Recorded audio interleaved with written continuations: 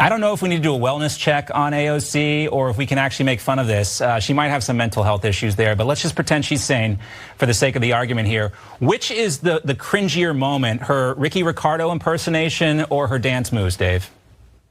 All right, listen, I'm AOC, I'm standing here, nobody likes me, the jig is up, the grift is up, people are getting it, nobody likes the woke. I don't know, my accent just severely changed in the middle of that. Look, everyone's had it with the wokesters. I hope and pray that her district flips. There is a chance, there's a chance all over the place. New York might flip with Lee Zeldin over Hochul. I mean, everything is up in the air right now. And I think the one way that we can really model in America going forward, sort of based on some of the principles of freedom that are happening right here in Florida, is that we're gonna have to basically say, you know what? That moment where the squad took over and the racism took over and the drag queens and all of this stuff took over, it's in the mirror now, it's in the back mirror, and we can say, AO, see you later. Okay, a couple things you need to know about Dave Rubin. One, he's a comedian. I know you need me to tell you that because there was no evidence presented in that video. Also, he non-ironically uses the term wokesters like he's 90 years old.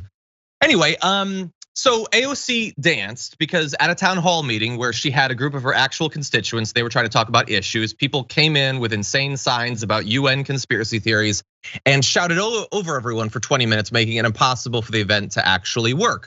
At some point, she briefly danced in response. And if you want to respond to that from the point of view of a right winger, you could potentially say that it was dismissive, or maybe condescending, or inappropriate, or immature. I don't know, you could say something like that. And I might not agree, but I might get where you're coming from. But to see that dance and say she has mental health problems, she needs a wellness check, that makes as much sense as responding in that way to a video of her eating Cheerios or purchasing clothing. Like, I don't even understand what point you're trying to make. I get that you don't like her and you're obsessed with her and a little bit beyond that we probably won't go into.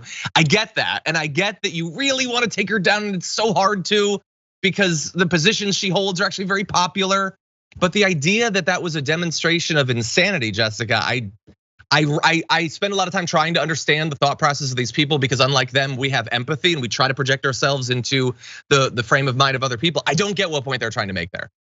It really, with the grift, takes a grifter to know a grifter with Dave Rubin there. And for him to say, oh, her impersonation of Ricky Ricardo was cringy, and then he goes on to impersonate her in the cringiest way possible is insane. Also, these people were disrupting a Democratic meeting. I don't care if you don't like a representative, but for them to hold a town hall and talk to their constituents as a member of Congress is rare in this country, and they're supposed to be accountable to their constituents. And then to say she may have mental health issues for dancing.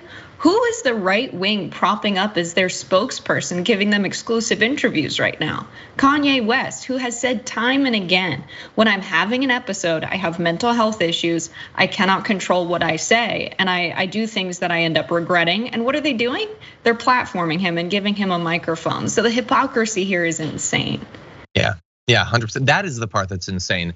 I want to give them at least minimal credit for being about to use and then opting at the last second not to use the term hysterical. That's definitely how they're trying to present AOC. Thankfully, they avoided the word, at least for now.